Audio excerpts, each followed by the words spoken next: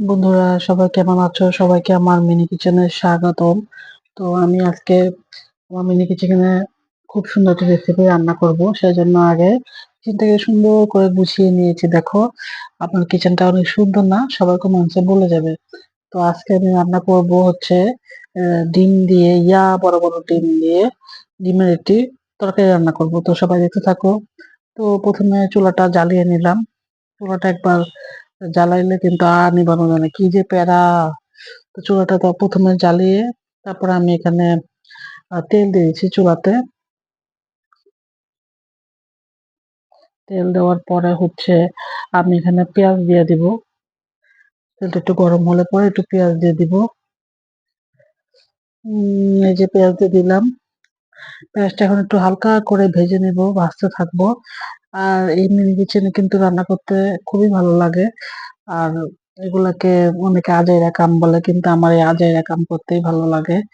আর এগুলা করলে কিন্তু ছোটবেলার কথা মনে হয়ে যায়, তাই না? আর আমার দুটো ছেলে আছে, ওরা তো খুব এনজয় করে এগুলা। তো এখানে পেঁয়াজ লাল হয়ে গেছে। তো এখানে আমি একটু হলুদ গুঁড়া, মরিচ গুঁড়া, লবণ গুঁড়া আর হচ্ছে ধনে গুঁড়া দিয়ে দিলাম। আমার মশলাদানিটা অনেক কিউট না? হুম।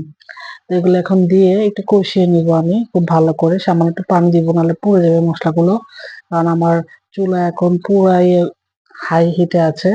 তো এই যে আমি একটু কষিয়ে নিচ্ছি, দেখো খুব সুন্দরভাবে রান্না করা যাচ্ছে। তো এরপরে আমি দিয়ে দিব বড় বড় সাইজের ডিম, যেগুলো দিয়ে আমি আজকে ডিম ভুনা করব। তো এই যে আমি ডিমগুলো দিয়ে দিচ্ছি ভেঙে ভেঙে। এই ডিম ভাঙতে গেলে ভিডিওর সামনে কখনোই ঠিক মতো ভাঙতে পারি না। অফ ক্যামেরাতে আবার সুন্দর ভাঙা যায়, বুঝি না কেন এমনটা হয়।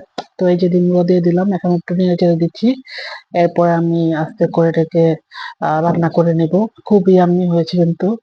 আর আমার এই রান্নাগুলো কিন্তু আমার ছেলেরা খায়, ওরা খুব পছন্দ করে। আর আমি খুবই নিত্যদিন করে রান্না করি।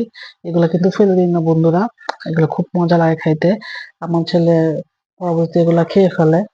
তো ওই যে আমার প্রায় হয়ে গেছে ডিম ভুনা। এভাবে কিন্তু তোমরা চাইলে বড় কড়াইতেও ডিম ভুনা করে খেতে পারো, বড় চুলে আর কি। এই যে আমার ডিম ভুনা হয়ে গেছে। কেমন লাগলো সবাই বলবে। আমি এখন ডিমগুলো উঠিয়ে দিচ্ছি সুন্দর করে। আর আমার ভিডিওটা যদি ভালো লাগে সবাই একটা লাইক দিয়ে দিবে, কমেন্টস করবে যে কেমন ভিডিও আরো দেখতে চাও। তোমাদের ইন্সপিরেশন পেলে আমি আরো এসব আজাইরা কাম নিয়ে তোমাদের সাথে হাজির হব। তা আজকের মতো এই পর্যন্তই।